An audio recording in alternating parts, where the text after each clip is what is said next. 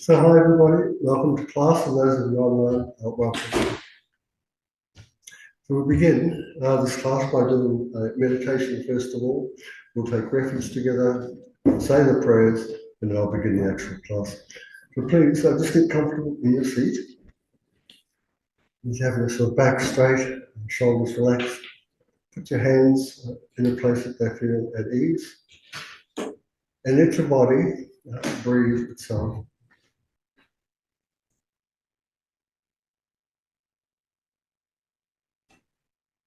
As the body breathes itself, just watch and relax into awareness itself.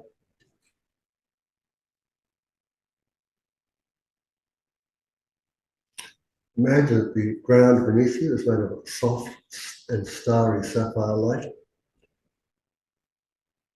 And the space above you is filled with offerings and rainbows. And sitting amongst the rainbows and offerings is Shakyamuni Buddha. He's sitting on a large golden throne. He has the three robes of the monk.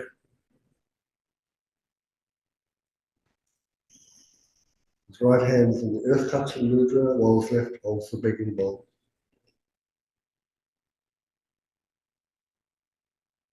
Surrounding him are many other enlightened beings. And surrounding you are all sentient beings. These will include your parents, family members, close friends, strangers, and difficult people.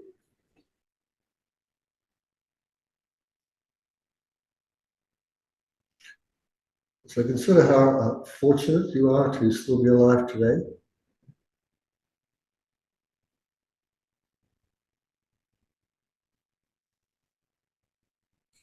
And to be grateful for the leisure and opportunity you have to achieve your spiritual goals.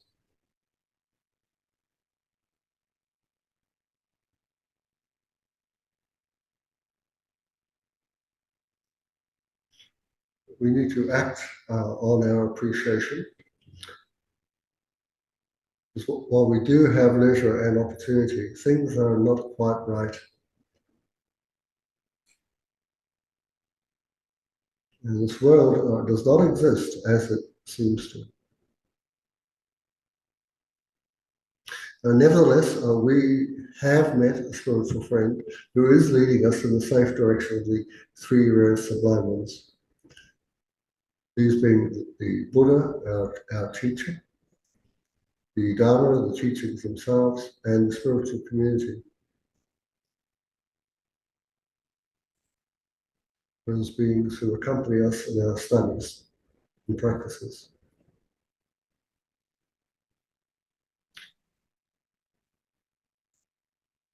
So it's our job here to lead all sentient beings in that safe direction.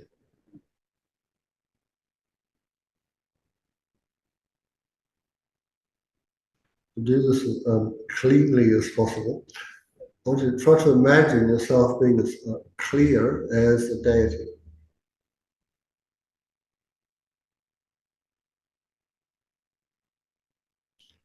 And you're holding a vajra and a bell. And you're sitting within a sphere of great enjoyment.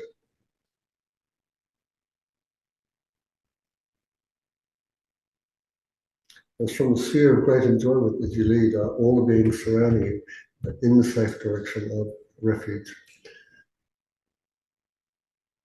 Affirming this, you say, I go for refuge until I am enlightened through the Buddha, the Dharma, and the Supreme Assembly. By the merits I create for listening to the Dharma, may I become a Buddha to benefit all sentient beings. I go for refuge until I am enlightened through the Buddha, the Dharma, and the Supreme Assembly. By the merits I create through listening to the Dharma, may I become a Buddha to benefit all sentient beings. I go for refuge until I am enlightened through the Buddha, the Dharma, and the Supreme Assembly. By the merits I create through listening to the Dharma, may I become a Buddha to benefit all sentient beings. And in response to this petition of ours, imagine that from the heart of each enlightened being above you, lights and nectar stream down, and these dissolve into yourself and all living beings surrounding you. And every negative karma and obstruction is purified. And your lifespan, your health, your virtues and realizations are increased.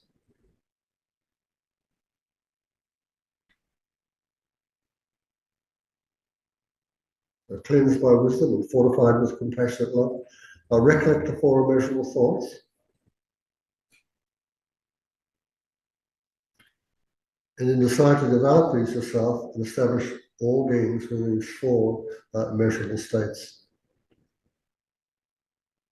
To affirm this, you say, may all sentient beings have happiness and its causes.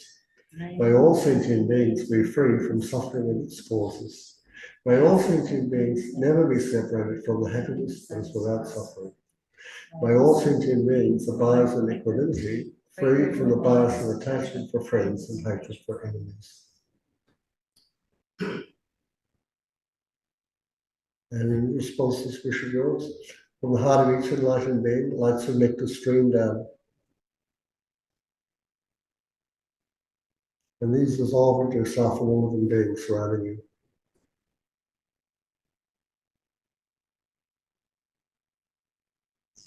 And all negative karmas and obstructions are purified. And your health and lifespan, your virtues and realizations are increased.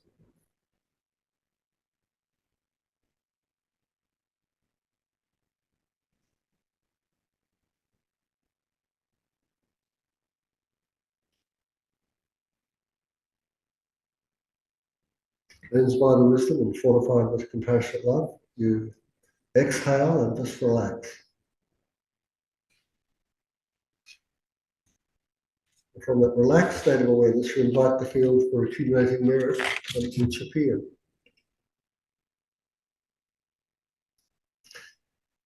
In this case, it is the Buddha himself. And so we're going to recite the mantra of Buddha just 3 times to clear away and make everything perfect for us to study. So please join me in saying, Tayata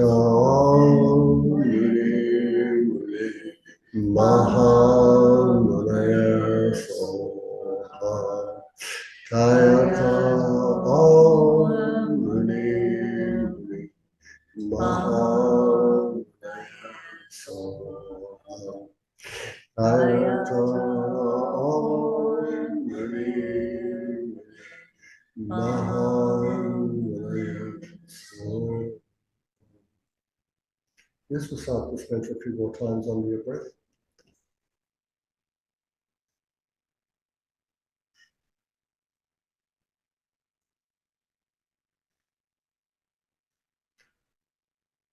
And I think that you have great control and mastery over all the different delusions. You've accomplished your own welfare and you're in a position to accomplish the welfare of others.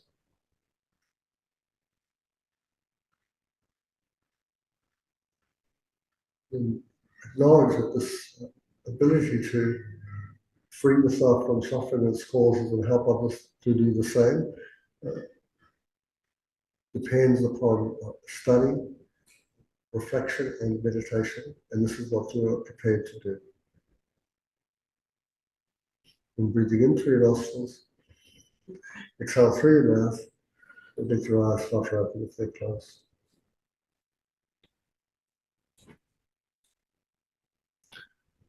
Okay, so last week we introduced the concept of these 8 worldly concerns and sort of loss and gain, pain and pleasure, notoriety or infamy and fame, and blame and praise. These are known as the 8 worldly concerns, and to all of these concerns we have antidotes. Now, again, if you remember, it's not so much a loss and gain and pain and pleasure and so forth. The real source of our suffering is the responses that we have to them. And these responses are primarily attachment, also known as clinging, and aversion, meaning pushing away. Because these two responses really create the problems, and not so much what we gain, what we lose, and so forth. Now, the material I've drawn is primarily from these 4 books here. A book there called How to Practice Dharma by Lamas Rinpoche is a really in-depth but easy to read. It's a terrific real overview of this whole topic and quite in-depth. I don't think there's another book about this topic like it. Another very good one is Science and Philosophy in the Indian Buddhist classics. And this one is about the mind. And it here's a really great commentary on the Buddhist holiness of Dalai Lama. So I've never come across another commentary like that either. It's quite short, but it tells you how you develop equanimity towards each of these concerns, which I haven't discovered in any other text. Today, we're going to look at our relationship to our possessions, and particularly in terms of gain and loss, and also feelings. So we have feelings of pleasurable feelings and painful feelings. So some of them we're going to be attached to and cling to, and others we're going to be averse to and try and push them away. So we'll look at these 2 pairs, and then we look at the antidotes to them. So basically, I'll introduce one phenomena first, the section on possessions, gain and loss, brief overview of it, and then look at each one you can overcome the clinging or the aversion to it. So here are our first 2 pairs of mundane concern, and as you can see, they deal with possessions and feelings. And so once we have the pair, so we're looking at external security. This is gain and loss.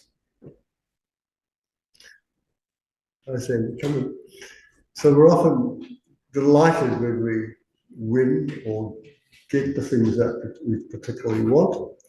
The thing is that we overestimate our delight in it. And that's just through the misapprehension of the object itself.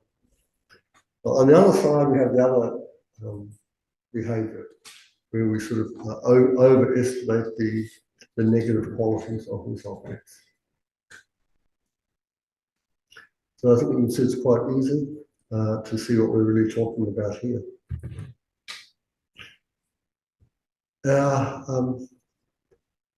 The advice we get about trying to overcome these 8 worldly concerns is to not look for them too much, because these are really hard to get rid of. Actually, you need to go you'll be practicing for quite a long time to actually get rid of these, because they exist in terms of in different levels. So it's a really sort of simple way of getting at them, but then there's this another way, and then another. So we've got self-cherishing, self-grasping, and then this so the most sort of gross behaviours towards them. So it does take a lot of effort, but the holiness of the advice is don't look for these things like too much. Don't over-invest in them, in other words, we sort of say. We can't avoid gain and loss, pleasure and pain. But that's can't be done. What we need to do is adjust our behaviours or our responses in relationship to gain and loss, pleasure and pain.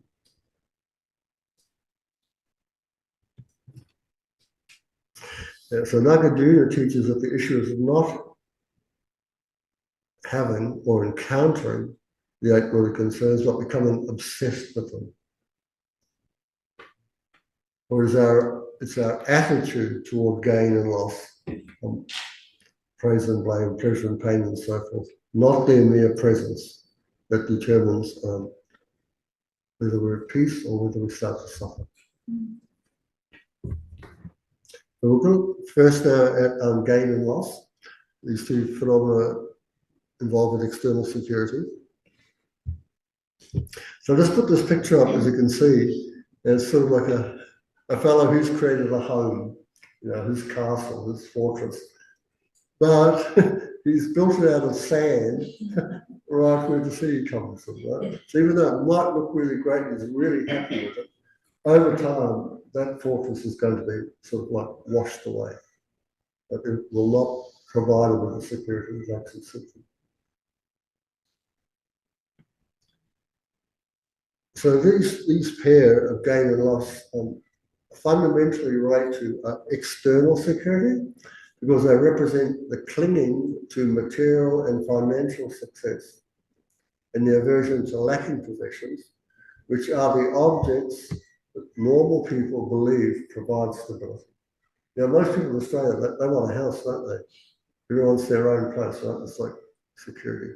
And I'm sure this is all around the world. Everybody wants a place to live. And wanting that's not so much the problem, but if you get obsessed with it, now you've got a problem.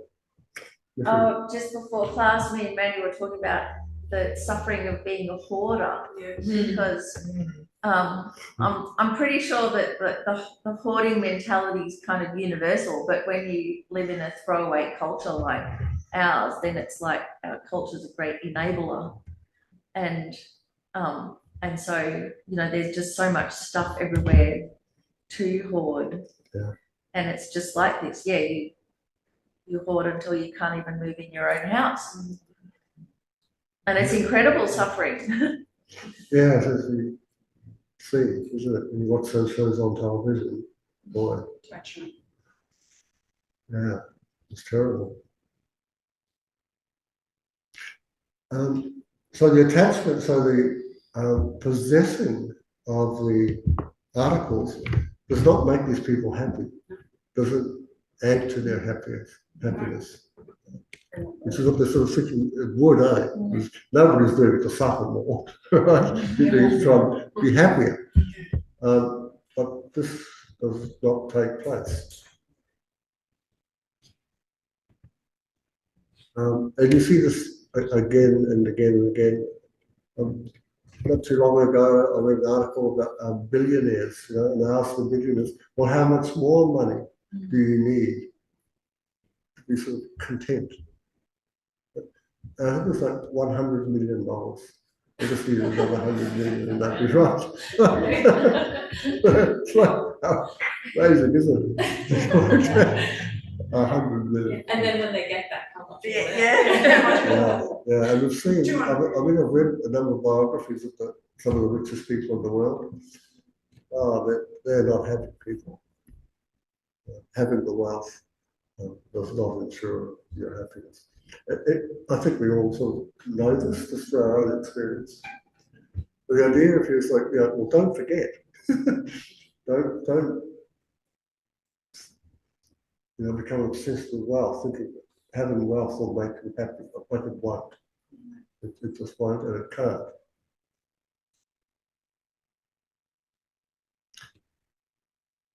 I remember many years ago when I first came to the Dharma. Yeah, so happiness, like, what is it? Is that a physical quality or a mental quality? Mental thing, right? So if you wish to be happy, its cause has to be mental, and then the effect will be mental. So anyway, I'm just new to the Dharma. I come in, I'm Muslim, and then the teacher asked something about drug use, and so I was a drug user, and of course, like, I'm not using drugs to become unhappy. Someone does that. You use it to make yourself feel good and feel happier. Right? But isn't it so? That's what I'm thinking about. Holy heck, it can't be done.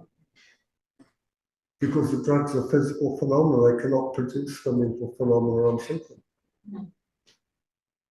So that was a great lesson for me. It's like, why not?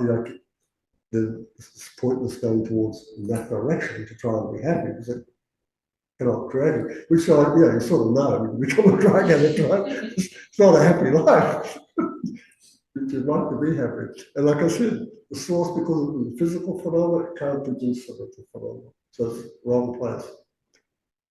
Cause and effect, karma, cause and effect. Physical stuff produces physical stuff. Mental stuff produces mental stuff.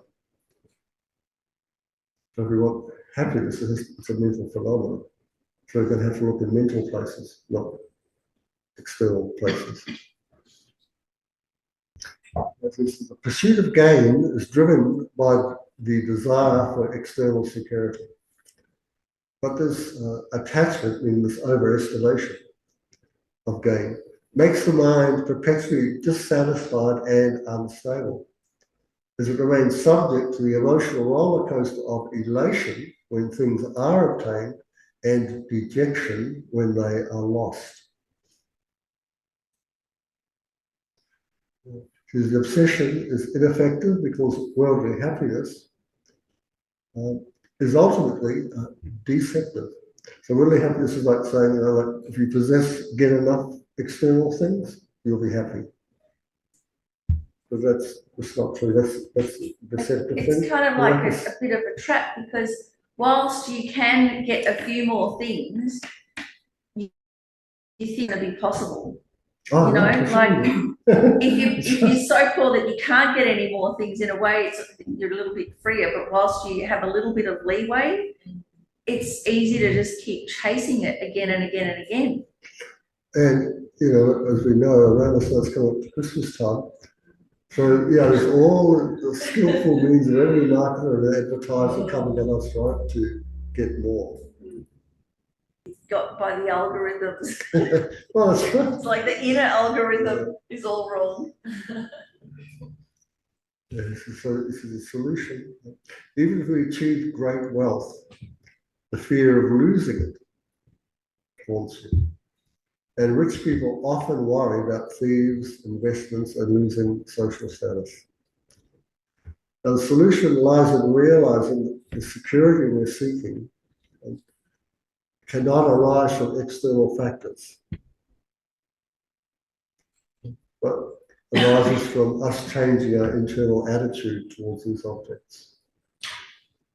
Like the simplest thing that they're trying, especially with these shows about hoarding, they try to just go contentment, isn't it? Can you just be content with these few and let the other 100 of them go? And it's very, very hard for them to be content, isn't it? It's really, they suffer a lot to be able to say, I don't want the other 98, I'll let those ones go, I'll just keep these two. Well, it becomes really obvious that you think that the happiness is in the object, and the object provides happiness. That the object provides happiness. So of course you have to have them all. And Venerable Ravina just recently said about the thing about happiness from attachment. It doesn't grow. The more you get, your happiness doesn't grow. No, it doesn't. You experience this yourself and you'll know this. Yeah. So with this attachment and aversion. So attachment to gain, aversion to loss. These two mental phenomena, attachment and aversion, they are exaggerated responses to the phenomena. They're exaggerated, and the exaggeration takes place because it actually appears to us as if the good qualities are in the object. So we want the object. Then we'll think, then now we will feel good because good is in the object. You just have to possess it, and it will feel better. That's the idea. Of course, once you analyze it, you see, no, this is a misconception. So we're saying that. So, like I notice when I go shopping, what's amazing is the containers. Aren't they amazing? Have you? Man, I was up in David Jones yesterday, looking at the containers of all sorts of things, and just looking at the box and the tins and the boxes. You don't even remember the things. No, it's what they're in. Looking gorgeous, and then thinking, what am I going to do with this? What was really nice about it, I looked at the price of each one, I said, oh my God. Like, What are we paying for? it was $30, it cost $30 for, I think it was ate chocolates, but then you look at the boxes, the box looked amazing. You pay for And I box. thought, yeah, You we're pay for paying box, that's all. yeah, these things. Okay, so we've got this, so this is this general idea. We have this idea that our attachment is this overestimation of the object and then our wish to possess it. And the other is that we want it. So I often call attachment like a sticky mind. I remember many years ago, I was talking with his mother, and there was a student there, and then we were talking about her, and we were trying to, what can you say, describe her or something, yeah, and your mum said, sticky. Sticky. Yeah, that's right, it is too. It actually feels like that in her company. There's another thing too I've noticed with myself is that urge to get souvenirs. So you're somewhere and you want to get a piece of the somewhere or a piece of the experience. And so you don't actually even care what. I mean, like teaspoon collection or tea towel collection, or just it's that it's a Thing, to possess something actually that is intangible. I was like that in New Zealand, but then I had the baggage weight thinking in my mind, I can't take too much home. I just realised I might hire a plane to go home. So I was picking up things from every place we went to, and I'm going, I have to stop. I'm going to get charged for this, you know? Yeah. Yes, I know. It's so easy. Okay, so now what we're going to do is look at the tools we can use to overcome this attachment to gain and loss in this case. So, I'll introduce you to this slide and then sort of say how it carries across in the next slide. So, in terms of our progression as spiritual people trying to train ourselves, so when we begin, the tool you use most of all is impermanence. That all these phenomena are products. They come together depending upon cause and conditions. They cannot retain their appearance. That they are subject to disintegration. You cannot hold onto these objects forever. So, the major thing used is impermanence.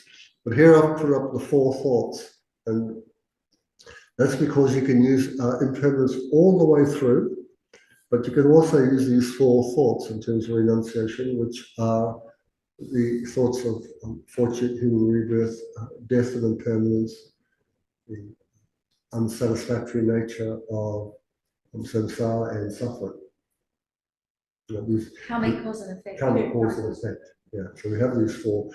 I'll show you. This comes across in the next slide.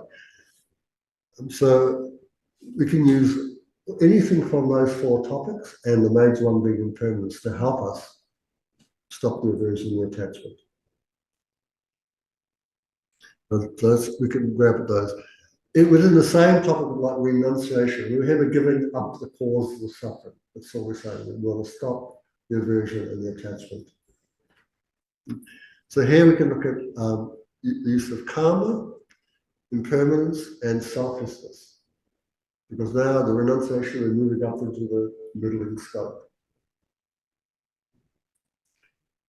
Bodhicitta, in the great scope, we can use giving and taking, or called Tonglen, to help you work with aversion and attachment. Impermanence, like I said, goes right across. It doesn't matter where you are in your spiritual development. All these phenomena, 8 really concerns are all impermanent, subject to change. It's the thing is, what can you bring to it? What do you understand to help you? So like I've got here, here we've got giving and taking. Suppose you don't know about that. Well, I can't use that. Impermanence, yes, I do know about that. I can use that here. Do you know about equality? Well, you've got to say, yeah, I do. Okay, I can use that. And if you know anything about emptiness, you can use that. And so, again, we come to this great scope, or the teachings of the view.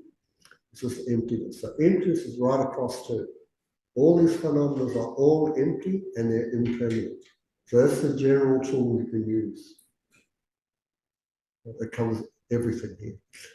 Then, depending upon where you are yourself and what your understanding and your abilities are, you can use the 4 thoughts, karma, giving and taking, all these other different things.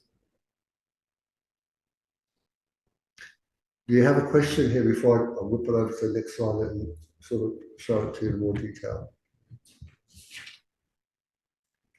Do you understand what I'm sort of getting at though? Yeah, so you have 2 major things, impermanence. The first teaching the Buddha gives us on impermanence, the last teaching on impermanence. He says it's up to us.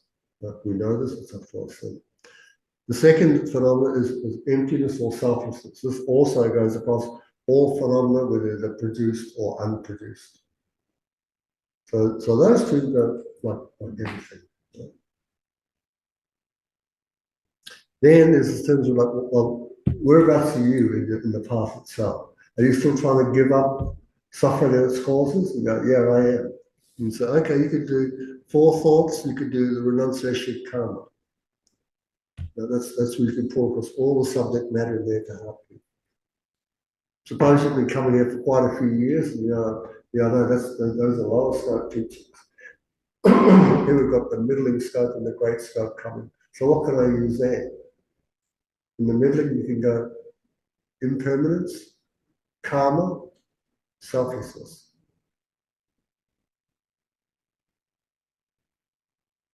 If you go even more, because you've been here much longer, of course, and all the time, in your company, you always get teachings on emptiness and body treatment.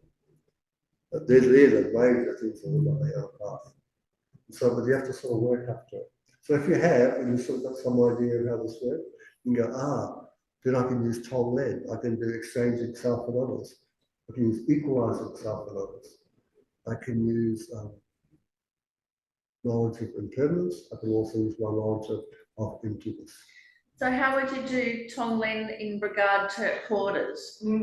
Okay, so are you the hoarder or are the hoarders external? Say I've massive hoarding tendency. Okay. But I mean, then you watch the shows as well. So we know that hoarding is the source of suffering. So then what you do is you imagine all the other hoarders who have all been suffering. You take away their attachment from them. You bring it into your heart. On the exhaling of breath, you give them contentment. It's the major thing to be content. And so out of compassion, you take the causes of their suffering. You imagine it coming towards you in black light, comes into your heart, it strikes your indifference towards them. And now you go back at them and say, may you be content, may you feel at ease. Imagine that they are content and that they are at ease. So that's how you might use Tonglen in that way. If you were to use emptiness, for instance, you'd look for, wow, all these disturbing emotions are coming out of my misapprehension of the goods, whatever they are. And so I've got to actually realize that the phenomena themselves are empty of any inherent existence. I myself am empty of any inherent existence. And the people I'm concerned about are empty of any inherent existence. It's called the 3 empty spheres. You, activity of hoarding, and the hoarder or the other person who wishes to be free of it, all of them are empty of intrinsic nature. So all of their behaviors can change. That's what it's sort of saying. Because you understand, there's no intrinsic nature here. There's just dependence arising. Hoarding can be changed. These people can become much better, they can become healthier. Hoarding and these people and myself, there's no intrinsic nature there. If there was intrinsic nature, nothing could be changed. But because it's not, because it's empty of intrinsic nature, everything can be changed. Everything functions. So these people can recognize that hoarding is the source of their suffering, just like I do, and change themselves. Anyway, so I'm going to conclude. So let's look at this table I've drawn up. and I'll just go across it. Just so here, these are just examples, right? So I know it's pretty full on it when you look at me, I can't read that, and that's fine. This is sort of like when you have your own time, you can just sort of look at it on the thing and go through and go, oh, what can I do if I use perfect human rebirth? If I wanted to take what I know about the perfect human rebirth and use that to prevent attachment to gain and aversion to loss.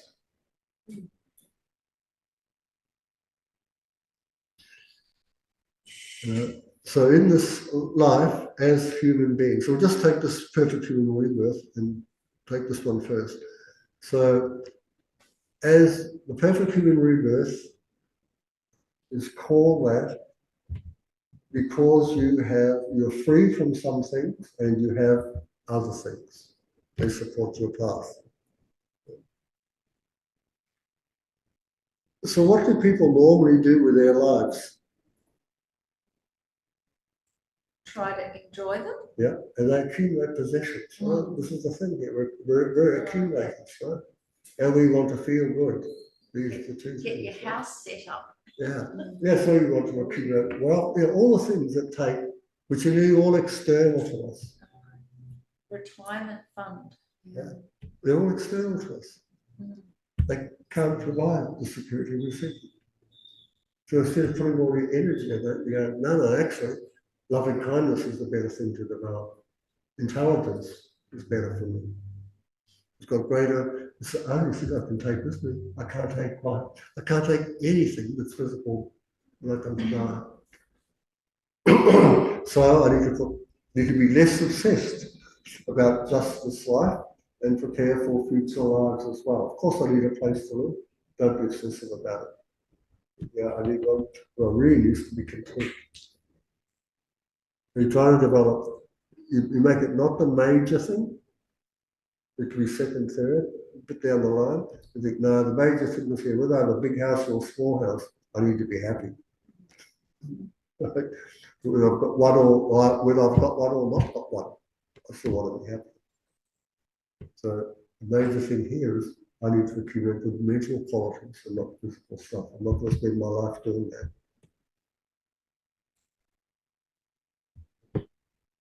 Then when you lose things, you can just say like, well, of course I've lost it. It's natural for these phenomena to just think about for them to be lost. They're physical things. I can't hold on to them anyway. And actually, when you lose them, you feel great. One more impediment against my liberation gone. In fact, whoever finds it, may they be happy. You know. So whatever you lose is like helping you, and whatever you like have, you sort of look at it and go, you know, well, it's lovely I've got this, but it's not the real source of my happiness, is it? If there's anything external to you, go, no, I love that vase. It's nice. It's a good vase. But I can't be the source of my happiness. It's just a great vase in my house. So something like that. So that's just with this one. With death and impermanence, as you can see here, it doesn't matter what you gain. Anything physical is where you will not be able to take it with you. Neither your reputation, there's so much you will have to leave behind. Even your name will be left behind. So this is on that side. So you go, wow, there's a whole thing straight there, you know. Yeah, so you can, so just try to put some different things up so you can go through like, with, you know, suffering. So, you know, seeking satisfaction through gaining material phenomena is like drinking salt water to quench your thirst. It's not going to work. And so I thought, I'm just trying to like set up like a thing like this so you can go, oh, within each stage of the path is something useful I can take from it to help me work against attachment and aversion to gain and loss and feelings of pleasure and pain and so forth. Like I said, so impermanence runs all the way through these, whether it's the big one, and so there's selflessness or emptiness that runs right across. And we've got individual things at the same time you can use. For the karma one, when I've lost money, I've often just thought, okay, that's a karmic debt paid off, Yeah. and it makes it really, Yeah. it releases my mind Yeah, thinking yeah, that sure. way. This is right. This is what they offer. This is the idea. That one of the great benefits of suffering is that, like, it's a broom to sweep away the past causes. This has actually happened, it's going to happen once. So you should be glad. Oh, great, that's out of the way. Thank goodness that's over.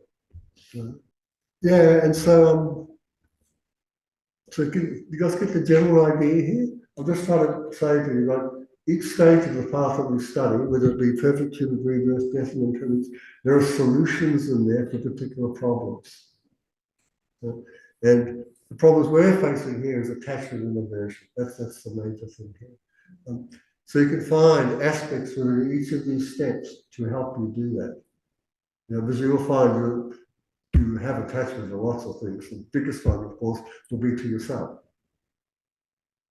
And so we need to find out where we sort of go wrong and then right it, make it right by the right sort of thinking that goes wrong, There's a quote from the Buddha.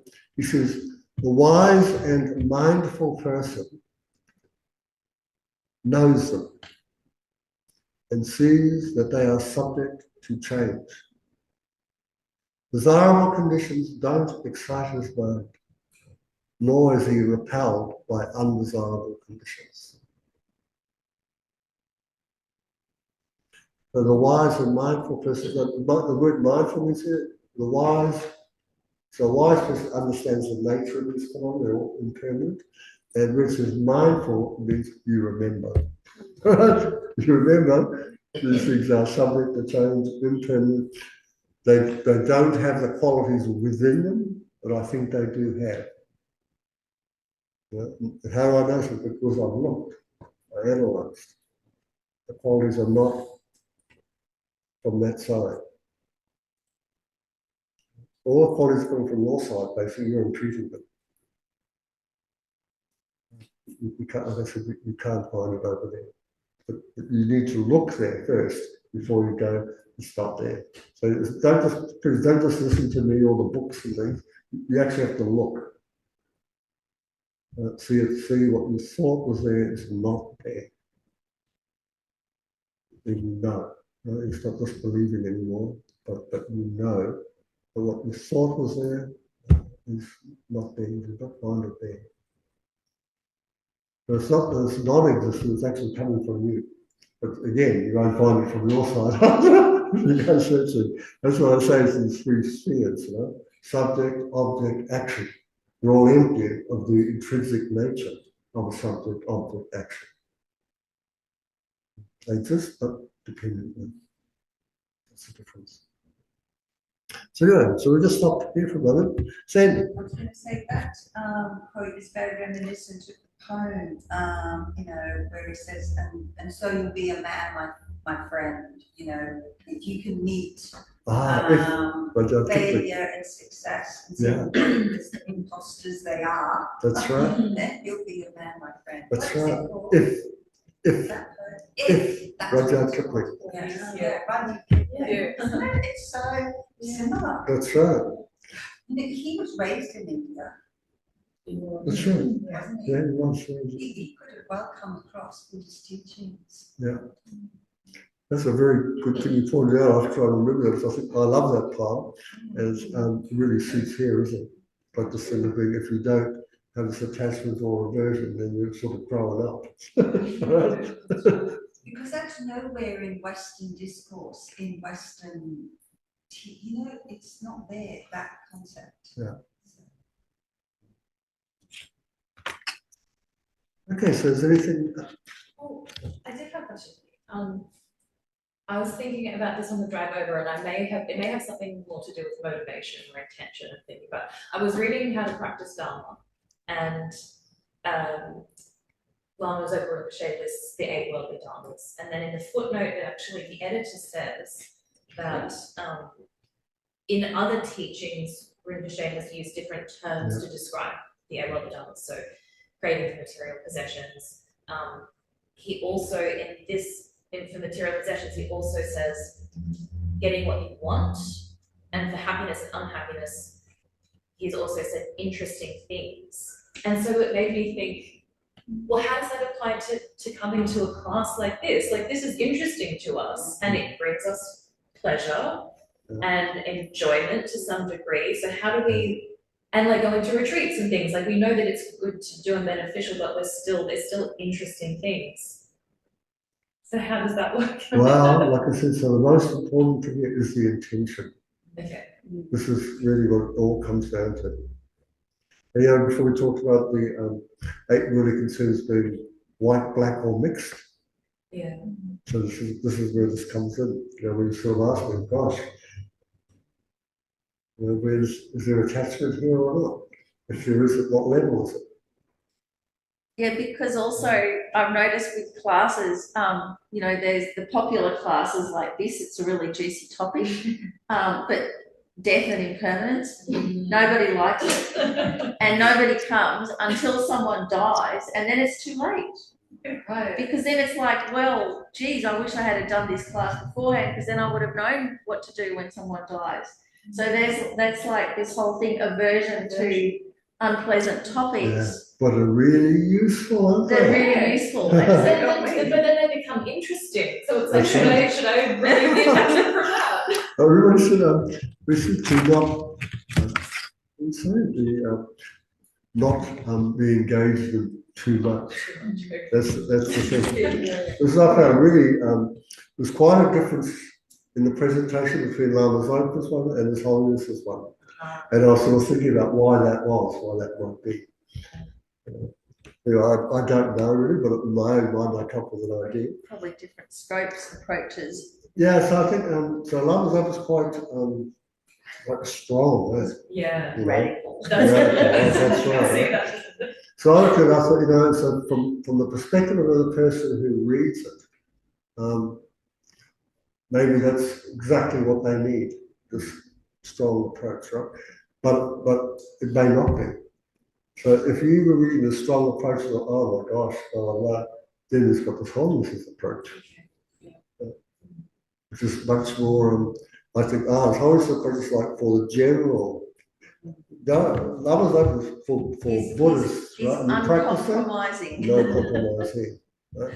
Ordinary people, we give much more leeway and a much nicer explanation, right? So don't worry too much.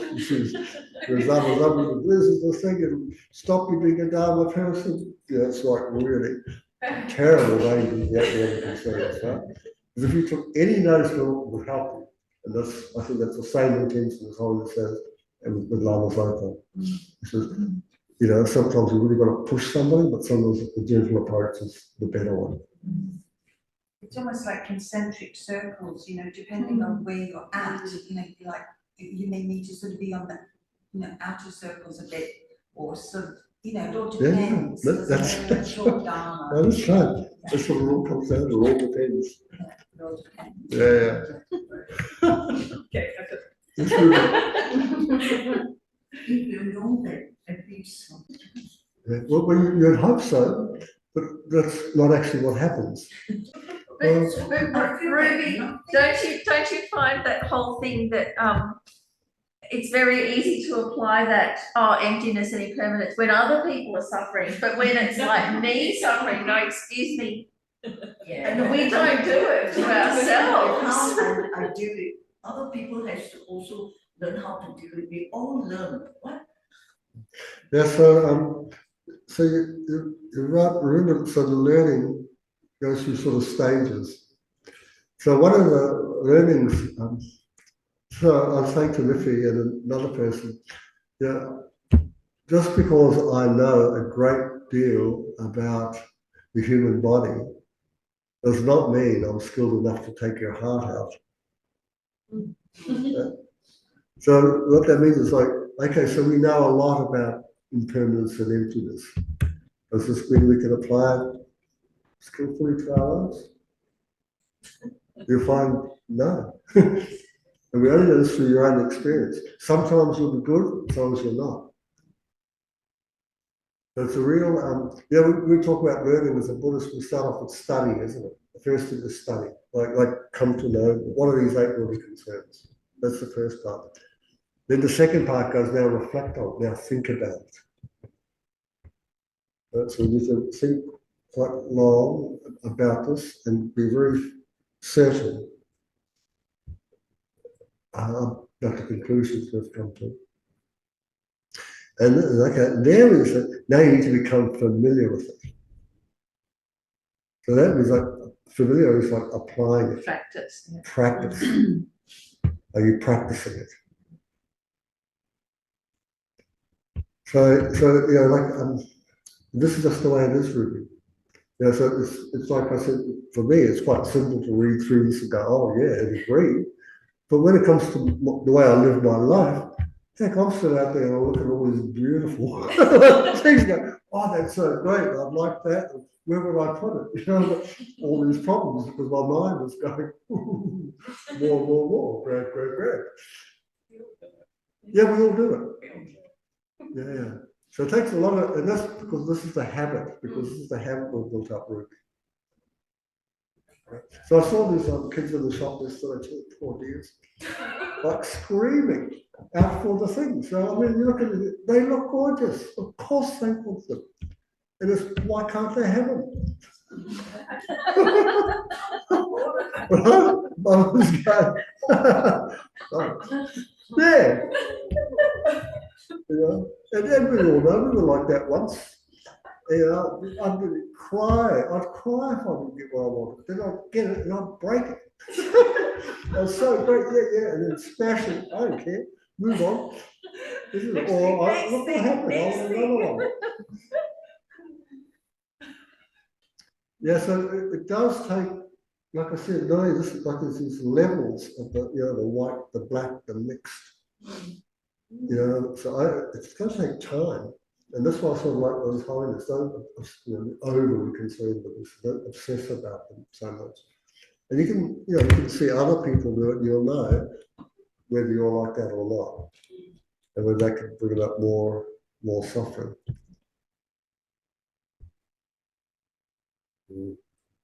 It's a meditation.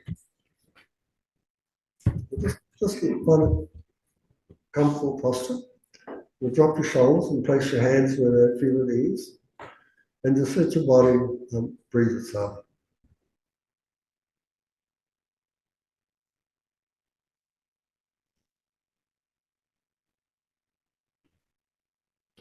We want to discover for ourselves a sense of security that can't be shaken by external events. And we want to do this to be of benefit to ourselves and others. So an altruistic intention is being set up. So we want to investigate our relationship with gain and loss. See how we cling to one and fear the other. Now, a wise person understands that the problem is not gain or loss themselves. It's our mind's response to gain and loss.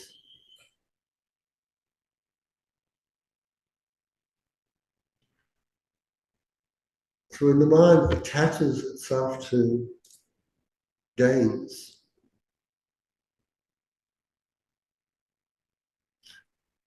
the mind becomes unstable.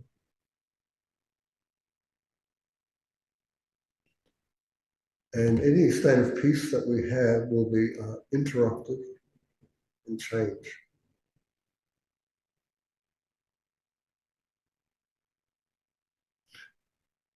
So when we're attached to external objects, a peaceful state of mind becomes unstable and as fleeting as a dewdrop on a blade of grass.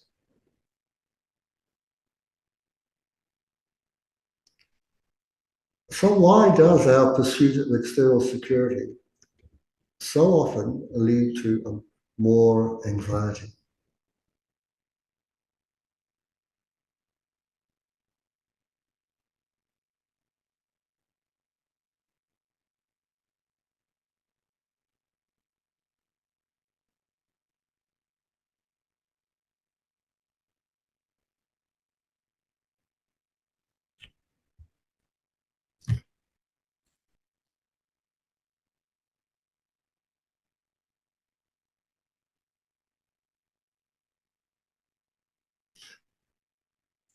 our pursuit of external security often leads to more anxiety because we're trying to control the uncontrollable wind of life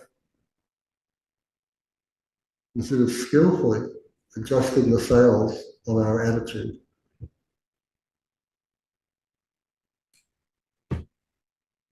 So how might you recognize when you're drinking the salt water of attachment in your own life?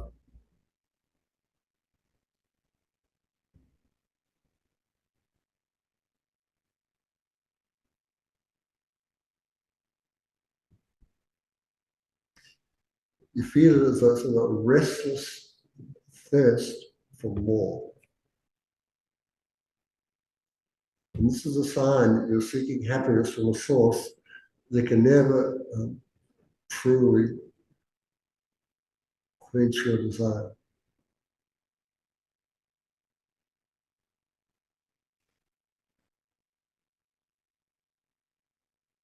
So when sailors are out on the water, they cannot control the wind, but they can adjust the sails of their craft.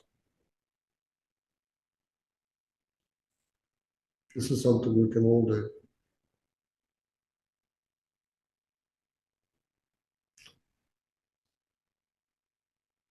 So in a moment of loss or gain, what is the most skillful adjustment you can make?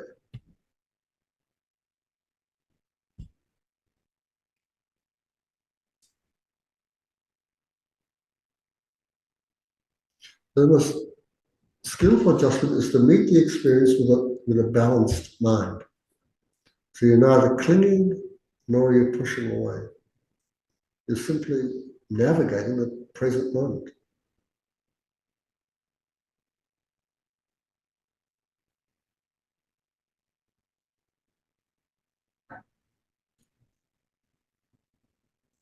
Try to remember that your true wealth is this unshakable, equanimous mind. This is your safe harbor in any storm.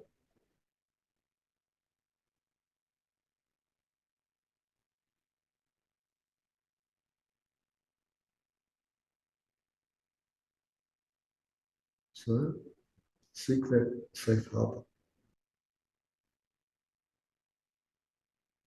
And breathing in through your nostrils, exhale through your mouth, let your eyes flutter open if they're closed.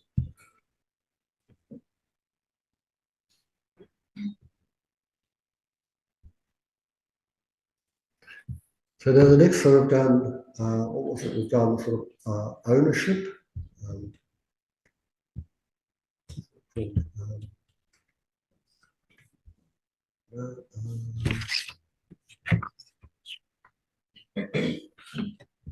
Possessions.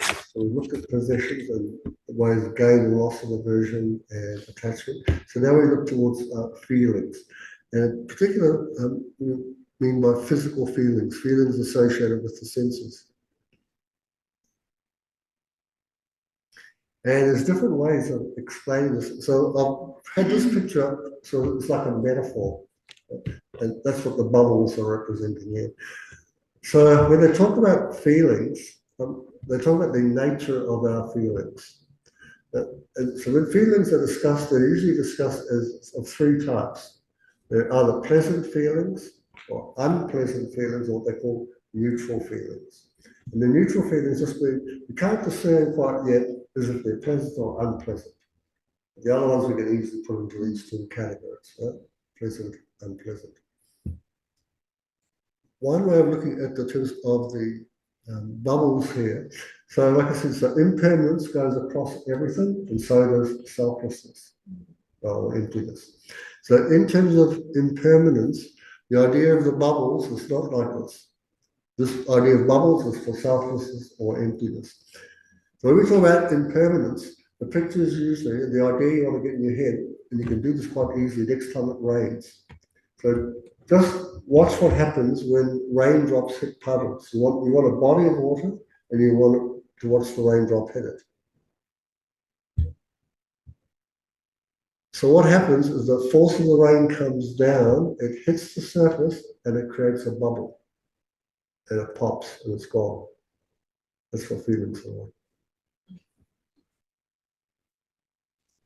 They sort of disintegrate in the moment they're produced. It's that fast. That's the actual way it is. Of course, because when we cling, now it's pulled out, elongated. We feel much more. We're not actually feeling the real thing. We're holding on to our concept of it, the idea. But the feeling itself is like just that one moment, and then the bubble appears, it's gone. When we use the bubble analogy for emptiness, we say, well, all feelings are empty. Just like the bubble, the soap bubble that comes up like this is actually empty of any thing, isn't it? Looks lovely on the outside, it can do, doesn't it? When you get that lovely shimmering surface, it looks like a real thing. But that thing is empty of anything inside it. There's nothing there. If we use that idea for ourselves and go like, here's our bubble, right? The body. We look for ourselves within it. We're not there. It's like there's nothing inside the bubble. Like any sort of feeling, you look into it, again, you will not find the feeling. The actual feelings are they're just like that. So what we relate to is actually our thought of the feeling, the concept of feeling. So is that, is this concept actual feeling? You go, no, it's not. That's the name, feeling. And so it also lacks its intrinsic nature.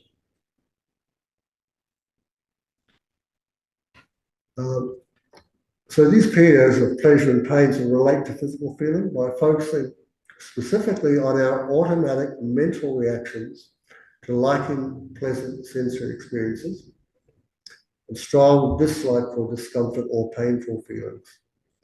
The emotional reactivity is rooted in the belief that these fleeting physical sensations are reliable sources of enduring happiness or true suffering. Well, that's actually what's taking place, yes. But that's not actually, that's the reality. But what happens to us is that's not what happens. Because we hold on to it. So with the We grasp more it. serious ones, we We engage in them because we're trying to work them out. Yes, it's like again, it's like again, it's like it's how we engage, really. It's the response to the stimuli. That's going to create the suffering or the release from it. No, it's just that these phenomena appear to have an intrinsic nature. Feelings, I mean, everything does. Anything that conventionally exists is going to have this appearance of intrinsic reality. And we're going to believe it. We believe it. So we hold it. We like I said, belief and grasping and holding, they're all the same thing, basically. Different words to describe the phenomenon. Like for instance, so when you experience a pain, what happens? In terms of like, if you're going to pay interest in. You've got physical pain, you've got mental pain. It depends on what. Yeah, okay, yeah. Okay. So it's mental pain, physical pain. Usually with physical pain, you recoil. Yeah. That's what happens. So how do you, when you experience physical pain, right, are you the physical pain itself? Because you all say no. I'm definitely not the physical pain. Of course you're not. Are you something separate from that physical pain? No. No. It appears if you are separate from it, as if you have it. It's something you possess. You ever say yes, but you don't exist like that. There's all things about how it propagates and how we hold on to it wrongly. Wrong sense of self, wrong sense of feeling. We're having a feeling, it doesn't exist intrinsically, but we think it does. So this is why. No self, there's no pain. Yeah, that's right. No self, no pain. Exactly. Yeah, no true self, no true pain. does that mean then in our experience, it stops being so painful and just is more an intense experience? Well, it is, yes, it is an intense experience. And like, remember here again, it's not like the suffering does not exist. That's not the case. It does exist. We experience painful feelings, and the feelings are called painful. That all exists. But again, it's like, although they exist, we have sort of unconscious reactivity towards it as if it truly existed. Where it doesn't truly exist, it dependently exists. But we're apprehending and behaving as if it truly exists. So the word truly exists here just means it exists in the way it's appearing to me. Right? So when pain appears to you, that's really a great time to look at it right in the face. Like, pay attention now, because you want to know, like, how does it exist? How's it appearing to exist? Because if you don't, this is the way you get it, the selfness of the phenomenon. You have to identify the phenomena and the responses you're having towards it. And you look and say, is that actually the case? We're really interested in how the phenomena exist, how they relate. That way we get the selfless and the emptiness of it, and we can use that idea. But again, like, if you can't, we'll all have to. That's just the thing. It's really useful. If you can't, then you come to impermanence. You use impermanence or any of those other stages beneath emptiness. That's why you've always got something to use against these problems. And if you don't want to, do that, and you go after, okay, these things here, for instance. How can I use my thinking in terms of perfect human rebirth, death and impermanence? How do I use my thinking in small scope, middle, great scope? Am I trying to develop a renunciation, bodhicitta, or the view? What do I want to do here? So what you often find yourself doing is what you're most familiar with. You find a thing that works, go there. Use that. Once you become really familiar with it, you can use it, then perhaps, okay, nothing for a second tool. Like, maybe now it's time to look at this emptiness thing.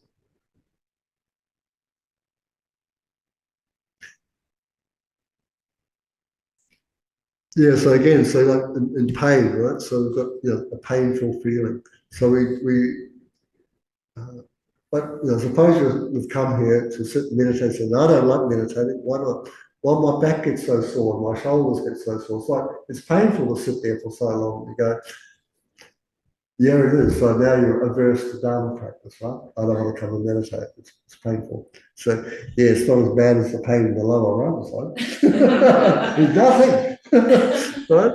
So sure, you can put up with it. Even this one works, because I've applied this to going to the dentist. That the pain in the dentist is trivial compared to the pain of a toothache over an entire weekend. And just forget about, like, even future lives. Just this life, this attitude. It's useful. Yeah, very useful. Yeah, that's right. That's what you'll find. It works really. For this life and other lives. That's the great thing about Dharma, this idea.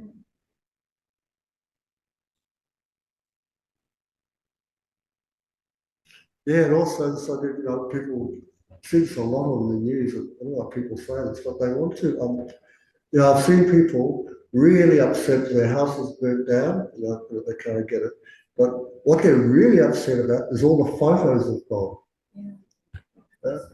And then the people comment on it and say, we want the memories. All the memories have gone. Actually, the memories aren't out there. That's what they said. All of that literal quote of this person, how it's conflated in our mind that all the photos are gone, all our memories are gone. And they actually said that. And I'm like, how can that be? Did you get amnesia? Exactly. You didn't get amnesia, no.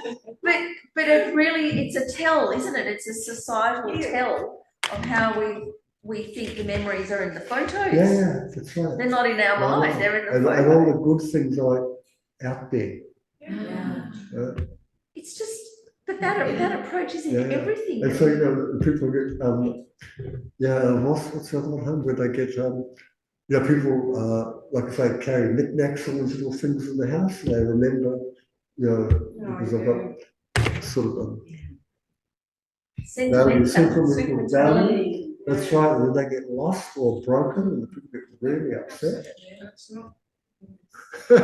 Yeah, it's a little gone too far, you know. And so we don't want to do the same. Right? That's the wonderful when you look at other people suffering, the idea is, well, don't do the same.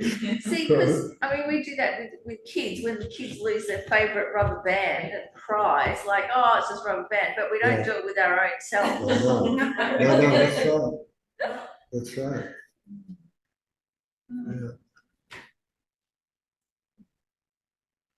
Yeah, so again, so when you're the good feelings, so what does the Buddha say? Every feeling, all feelings are associated with karma. Of course they are. But so if you have a feeling, you say, well, that's an effect. So that's to do with karma. So when you really have good feelings or bad feelings, they're not really laws. They just come about because of karmic causes and conditions. And again, if you go looking for an owner that has these things, you don't find one. That's like the selfless, but she also said about the feelings that come from within, they can grow. Yeah. The happiness can grow. Yeah, that's right. And so, yeah. But the happiness from the external things, the happiness can't grow. No. No, so that's why I have to talk a bit about, like, cultivate your happiness. Yeah. Cultivate your sources of happiness. Find out what they are. Cultivate them. Become familiar with them. Because we're already familiar with a lot of wrong ideas, of course, we've suffered immensely because of it. And, for many of us, we don't know what those wrong ideas are, or, how they're coming into formation. Again, so, there's different ways. Again, it just comes to impermanence, selflessness, right across the board, and then you can go to each of the three principal aspects. Now, renunciation, what the major thing here is, I've got to stop myself from suffering. When I come up to the middle scope, wow, it's really about karma and selflessness here. Renunciation of suffering, then karma, we know, produces it, everything is selfless and empty. Finally, we get up to the great scope, bodhicitta, thought transformation, giving and taking, emptiness, so forth. Does this sort of, just try to get across to you, I'll hopefully get across, like, there are a lot of solutions here, and they're spread right out through the land room. But if you were to gather them all together, you could go basically they are impermanence and selflessness, emptiness. They're your major two. This is Mahayana teachings, and so the next thing will be like bodhicitta. How can I use what of those is a loss or painful? How can I use them skillfully to help me in my path? And when I have attachment on the other side, how can I tamper that down? So it's not so prevalent in my life. Okay, anything interesting you'd like to question about this? Okay, this is our next meditation. So again, just be comfortable in your seat, drop your shoulders, straighten your back, place your hands where they feel at ease, and just let your body breathe itself.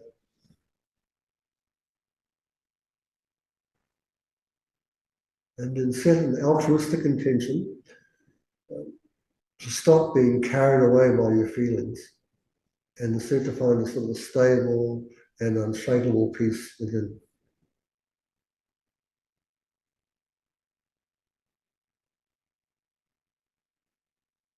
We're going to have a look at our automatic habit of clinging to pleasant feelings and the pushing away of painful ones. Now, the mind that is wise with Dharma understands that this reactivity is the true source of our disturbance. It's not the feelings themselves. This constant chase and resistance makes our inner peace as fragile and fleeting as a water bubble. Like a bubble, every feeling, pleasant or painful, arises, shivers for a moment, and then vanishes without a trace.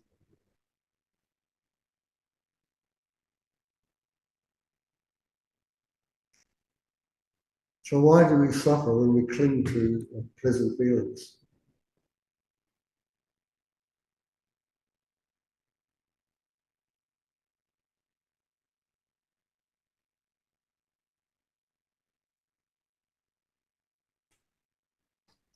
We can't hold onto them. It's like trying to grab a water bubble, which by its very nature can't be held. So this ensures frustration. In a moment of physical pain, how might this insight help?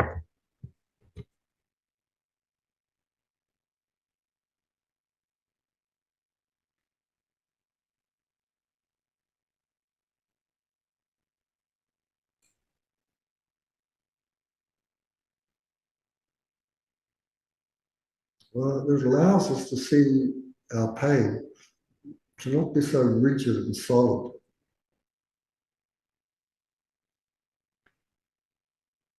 So pain may appear as a shimmering, ever-changing bubble.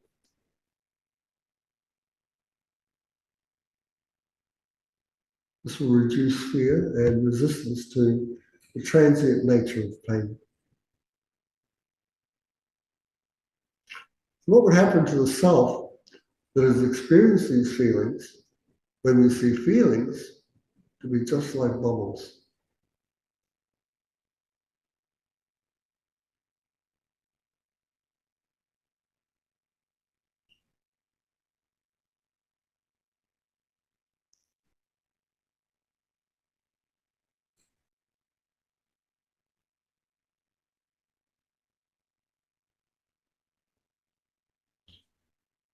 The sense of a solid self also reveals itself to be like a bubble. It's just a temporary formation. It's not a permanent owner of the experience. Our true nature is more like just this calm water from which all the bubbles of experience that briefly arise and return.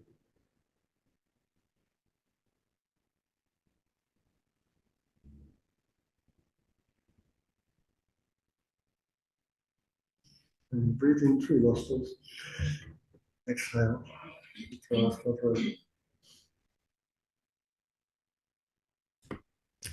So, Arianatha says in his friendly letter, gain and loss, pleasure and pain, fame and disrepute, and praise and disparagement are the 8 worldly concerns. Equalize these so they are not objects of your mind. Maybe one simple way we can equalize them all. Can you give me one? Give me equalize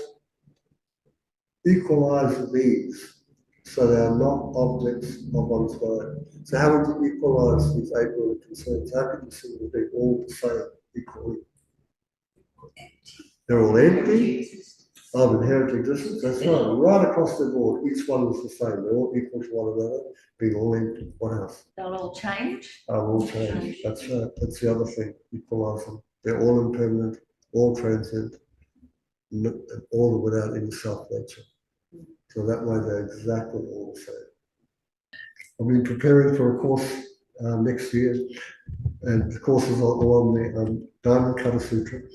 You know, I've been going through it, and what's really popping out all the time is non-attachment, non-attachment, non-attachment. So this idea of aversion is just another form of attachment too. I mean, both it's just aversion goes like pump up the negative side, only focus on the negative. So you know, there's nothing likable about it. That's how it appears to the mind. On the other side, everything's likable. None of the unlikable stuff appears, only what's likable, and it appears to be within the object, just like the unlikable side. They're both it's the same, except one goes up and one goes down. One you're exaggerating, one is denigrating.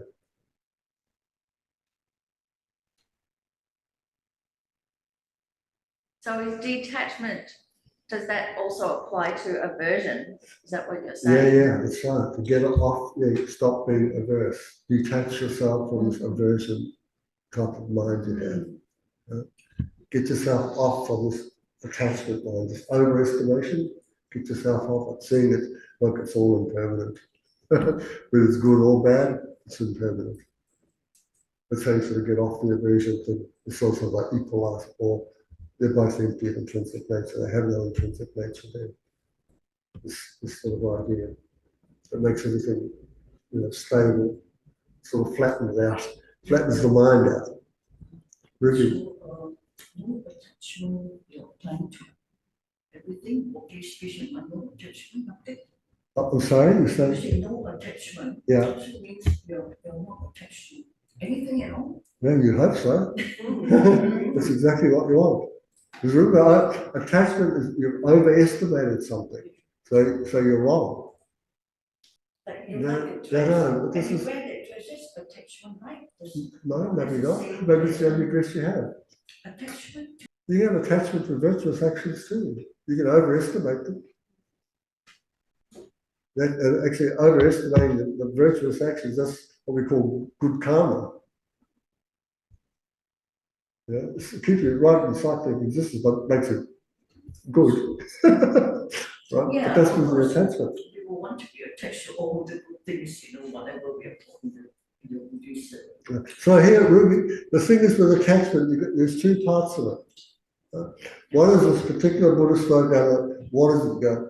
It's this overestimation of, so for instance, attachment to the good, right? We overestimate the good qualities. In what way are we overestimating? You could say, you could ask, right? So, well, when I look at that object, none of the negative or bad qualities are appearing to my mind. Only the good are appearing. And so when that happens, you've got attachment. Right? The second thing is you want that object.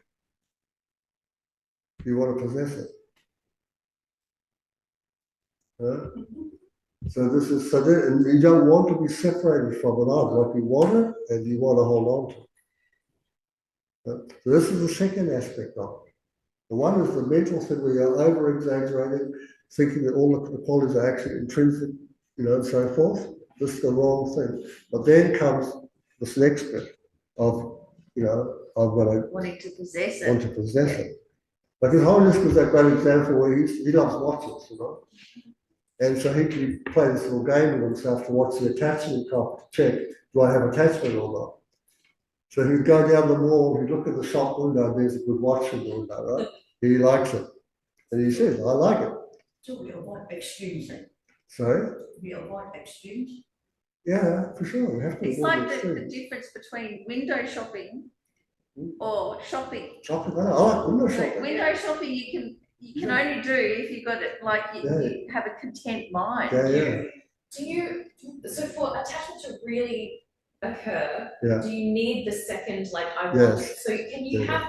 see, say you can't see the negative qualities in a person, for Yeah. example, Yeah. and you don't know them long enough, and you That's remember them only in good light, Sure. but you don't, you're like, okay, they're gone from my life, I'm okay with that. Is that still attachment? If you only remember them as good? If they are actually good, no, that's not attachment. But in general, ordinary people are all good.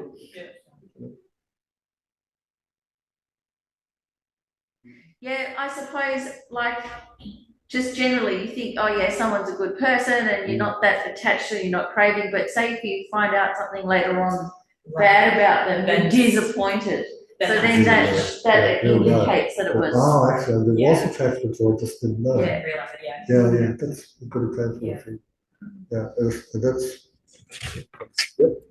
Okay, so the idea here is to transform the mind. The way we do it, you just check them, what's going on. You know, you have to look at what is my mind doing in relation to whatever object it encounters.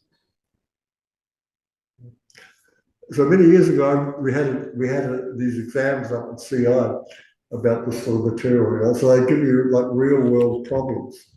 Like, what do you do when you're standing behind somebody in the line of Social Security? This is our question, right? And you find you're looking at a really good-looking person, and you feel attracted to them because they're great looking. What do you do?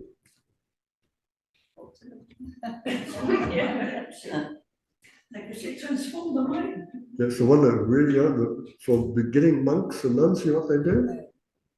They look down. They don't look at the object.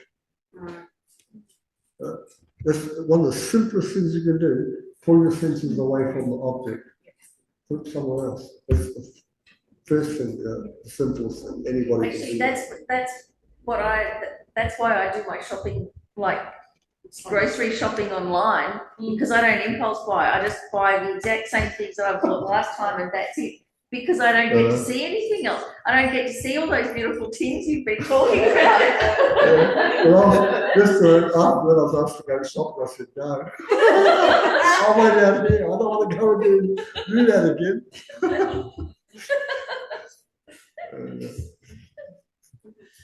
Yeah, so here I've got this, you know, two people on the piano. One's really good and one's not so good. So one's making a whole lot of noise and one is playing it well. And that's what you check, right? Is your mind making a whole lot of noise, or is it in the flow of Dharma? You're the only one that knows. No one else knows, so you have to check. And yeah, really, the core insight takeaway from all of this is that our suffering does not arise from external events. Like in other words, you know, happiness is, things aren't out there making you happy or making you unhappy. It's your mind's interpretation of it. It's what your mind does with these events. The aversion, the attachment, this is the thing. You need to be able to acknowledge what our mind does and then change it. Like if you have to, in our exam, if you just look down, right? That'll change your mind. So they also say don't go shopping on an empty stomach, Yeah. which kind of points to you have to have a sense of contentment before you go out into the world or you're in big trouble. That's right, that's what it says, eat before you go shopping. Right? It's true, you'll notice, right? Anyway, this is very important.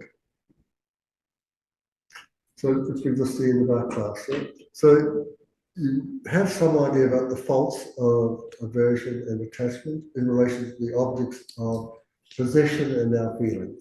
So we've got gain and loss, pain and pleasure.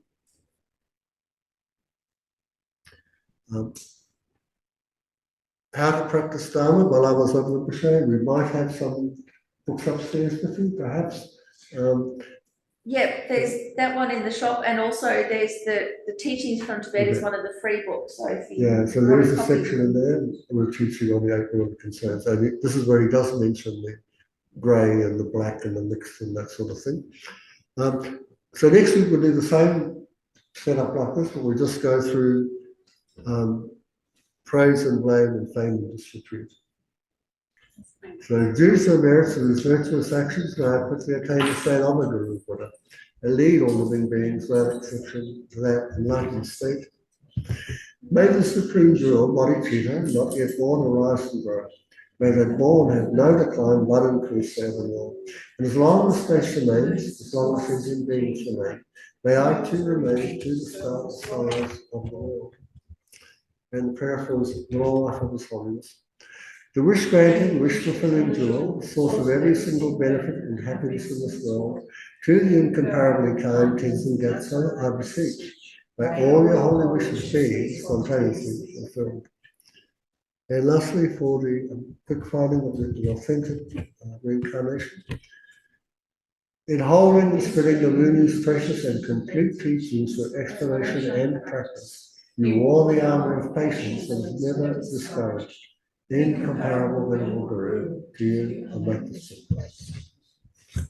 Okay, well, so thank you very much for attending class. Good to see you.